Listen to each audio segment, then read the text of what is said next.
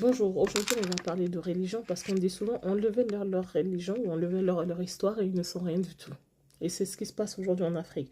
Quand quelqu'un commence à dire que les Africains sont animistes, on commence à faire un grand dialogue pour dire il est camiste, il est ci, pas du tout. Donc on va reprendre les bases.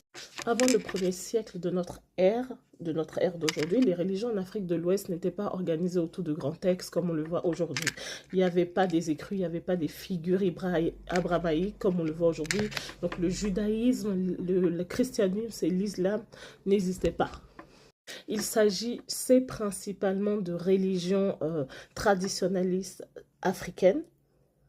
C'était des religions juste traditionnelles, ou souvent des religions qu'aujourd'hui les gens qualifient d'animistes ou de spirituelles africaines. Voilà, c'était des religions spirituelles. Alors, je précise, les Africains, en tout cas en Afrique de l'Ouest, étaient monothéistes, c'est-à-dire qu'on croyait en un Dieu suprême.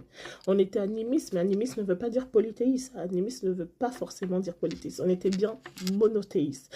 On croyait en un Dieu suprême. Chez les Akans, ce Dieu s'appelait Ni. Chez les Fonds, on disait Maouliza. Chez les Fonds.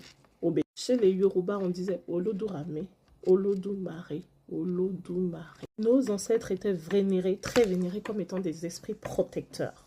Nos ancêtres jouaient un grand rôle, par exemple, entre les vivants et les esprits supérieurs spirituels, les puissances spirituelles. C'était très important. Donc, tout était sacré chez nous. C'est-à-dire, la nature était sacrée, la terre était sacrée, la pluie était sacrée, tout était vénéré, sacré, mais nous croyons quand même qu'il n'y a qu'un seul être suprême qui domine tout ça.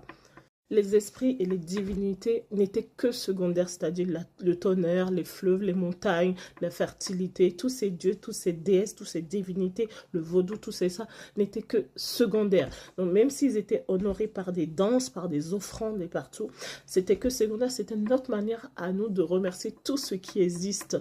Même si on sait qu'au-dessus, il y a un être suprême, c'est notre manière à nous de vénérer tout ce qui existe et de dire merci, en fait. Quand tu récoltes quelque chose, tu dis merci à la terre. Donc, c'était du respect. Et il n'y avait pas d'écriture sainte. Il n'y avait pas d'écriture sainte. Les croyances, les mythes, toutes ces choses-là étaient transmises oralement par les griots, par les prêtres, les anciens, tous ces gens-là, quoi, tous les devins et tout. Donc, il n'y avait vraiment, vraiment pas d'écrit. Et les fétiches étaient courants. Et même comme vous le voyez aujourd'hui, dans les pratiques, même si on dit que certains pays sont plus islamiques que d'autres, si je prends le cas par exemple du Sénégal ou du Mali, mais ça n'empêche pas que les féticheurs sont très présents. Le vaudou est très présent. Donc, c'était quelque chose qui était sacré. Pas qu'il dépassait l'être suprême, mais il était sacré. Donc, c'était important, quoi qu'il arrive, mais il ne dépassait pas l'être suprême. L'islam, lui, il est venu entre le